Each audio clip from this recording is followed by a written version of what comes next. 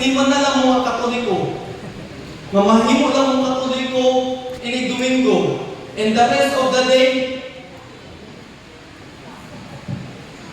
Jesus ito. No? Mapitaw nga importante kaayo ang day cycle o ang pag-ampo ni Buk Adlaw aron mabalaan nato ang atong adlaw dili lang sa adlaw Domingo. Unya, kining week cycle pila ka semana sa tibuok tuig? Ha? Semana? 50? 52 or 53, 52 anak. Kini magtutol ka nato ngadto sa dako nga kalendaryo sa simbahan. Unsa man? Ang yearly cycle. Ang liturhiyan mo panahon sa simbahan tibuok tuig. So daily, weekly, and the whole year. Kung atong matuman atong tulungan nun, isip mga Katoliko Kristiyanos, mabalaan nato ang atong tibuok tuig. Ang ganahan mo na?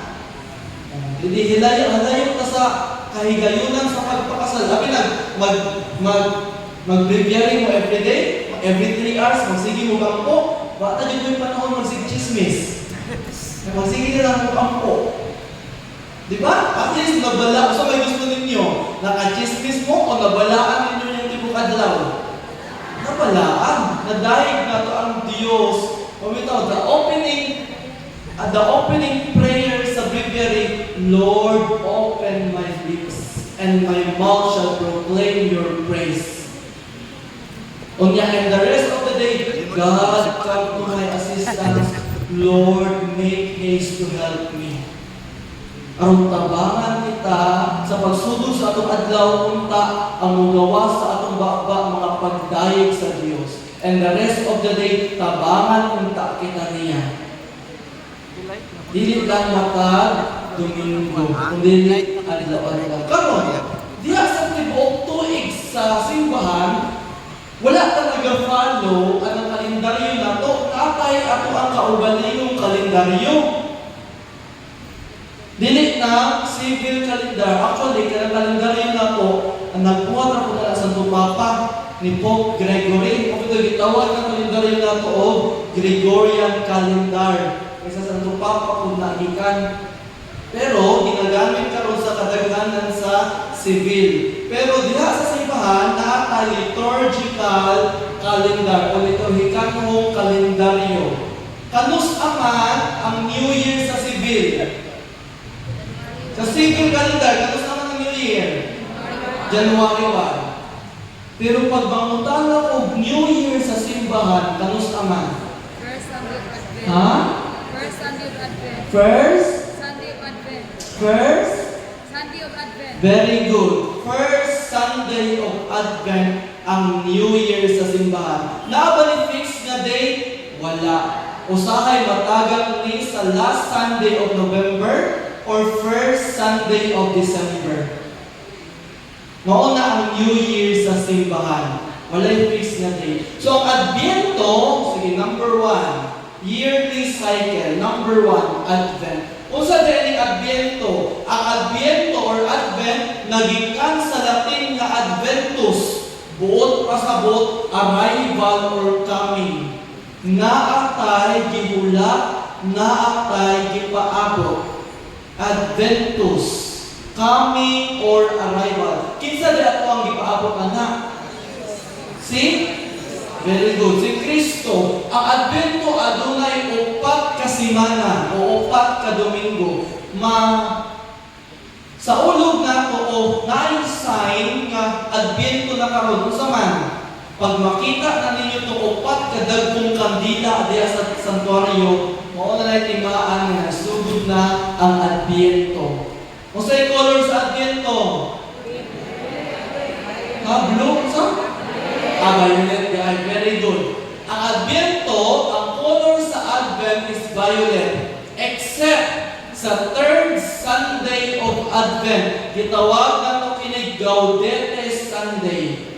Ang Gaudete Sunday, ang color kay rose or pink. Okay? rose or pink. Nagpaabot kita sa atong umaabot nga hari. Mabitaw, ang color pink nagsimbolo pud na sa pagkahari. Kaya ang atong gipaabot si Kristo ang hari. So atong timan-an nga Advent season is not a penitential season. Kung saan man ang penitential, di na panahon sa paghinulsol. Usa na ka panahon sa pagpaabot o pagpangandam sa atong manluluwas. Pero kung mag-birthday ka ba? Paghinulsol, mag-birthday mo? Diba? Na-preparation. Limpyuhan ang balay. Bisag suok kaayo hala, tuok ka dyan na. Karoon malimpyo, kaya moabot ang mga bisita. Same with Advent season. Pagtungtong sa Nobyembre, katapusan, or first week of December, atong timan ang mga Katoliko, dili pa na Pasko. Nasabtan? Dili pa na Pasko. Ang September, dili pa po na Pasko. Ito ang isbo na Pasko niya. Ang Advento na bahin sa duha ka tema. Gikan first Sunday of Advent hangtod December 16, ang tema ni ana mao ang ikaduhang pagbalik ni Kristo. Butang dala sa inyong note. O gitawag nato parousia. P-A-R-O-U-S-I-A. Parousia. O ikaduhang pagbalik ni Kristo. Mao bitaw na ang mga readings ana puro end of the world nga moabot ang anak sa tao, lahiun niya ang mga kanding ug karnero. So all about end of the world or final judgment. Gikan December 17 hangtod December 24 sa kaadlawon o adlaw, ang tema ana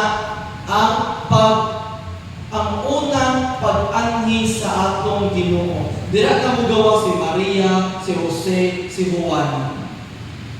So nabahin siya sa duha. The second coming o ang first coming ni Jesus. Kanus ang ma-end ang Advent season? Ini human sa evening prayer sa 24.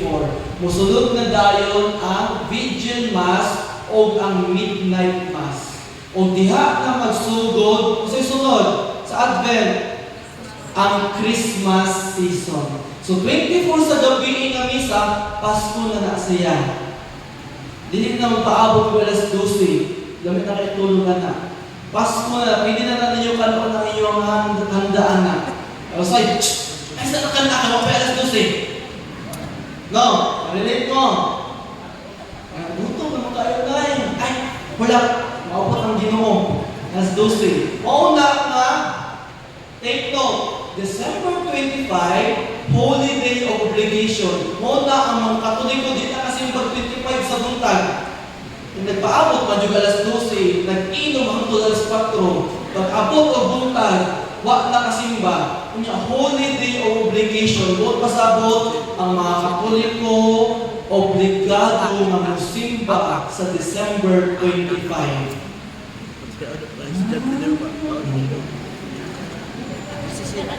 Ang Christmas season, nakagitawag nga Christmas octave. Nagikan sa Latin nga octavo. Buot pasabot 8. Ang selebrasyon sa Pasko mudagan o 8 days. Sahay, sa ulog ka ay 24 sa gabi pag-abot sa 25 sa buntag, nangaluya na, pag-abot ng 26, nanghipos na. Nga ka sa ulugan sa Pasko, mudagan na og isa ka simana. Mag-end na siya sa January 1. Gikan December 25 hangtod January 1. So dira magsugod sa 24 sa gabi ang Christmas season, ang octave niya until January 1. Gusto mo na January 1 sa simbahan? Simbahan! Simbahan! Simbahan yung lahat? Ha? Motherhood of Very good. Motherhood of Mary. Dili na niyo sa Civil New Year. Pero sa simbahan, solemnidad na sa pagkainahan ni Kristo. Ay, pagkainahan ni Maria kang Kristo. Sabtan, so mudagan og 8 ka adlaw. Unya, kanus naman ma-end ang Christmas season? Ma-end ang Christmas season sa kapistahan sa pagbunyag sa Ginoo. Nasabtan? So, wala siya fixed na day, pero pagkahuman siya sa Epipanya. Okay? Human sa Mother of God, next Sunday ana is the Epiphany of the Lord. Human sa Epiphany of the Lord, next Sunday is the Feast of the Baptism of Jesus. Dira mahuman ang Christmas season. Muna ko, early kayo atong pagpangandam sa Christmas season, September pa lang daan, nag-display na og mga decoration. Muna pag-abot jud mismo sa Christmas season, hindi na mabati ang Christmas season. Na naman, nahurot naman og sa ulo dito September pa lang daan. Nga supposedly, 24 sa gabi, hangtod sa pagbunyag ni Kristo, mao pa lang na ang Christmas season.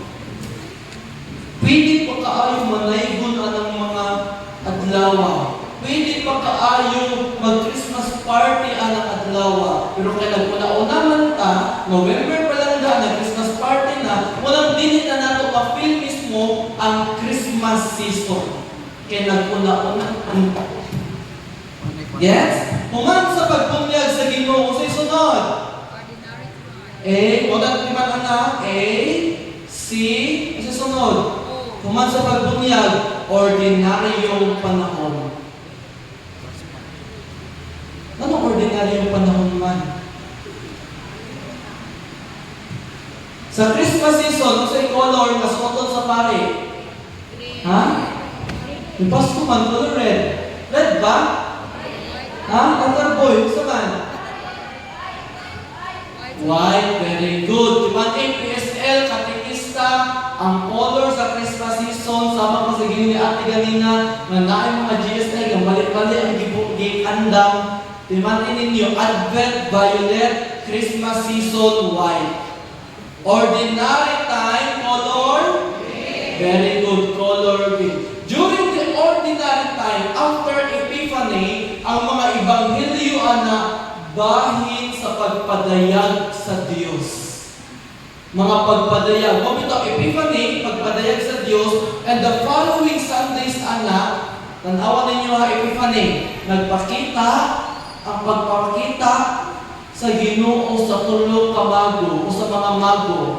Pagka buntok sa Ginoo, gireveal na po niya na siya anak sa Diyos. Ikaw ang pinangga kong anak. Nagikahimutan na ko pag-ayo. And the following Sundays, anak, mga revelation na o pagpadayag na sa Diyos. Mudagan na o 8 hangtod 8 kasiman.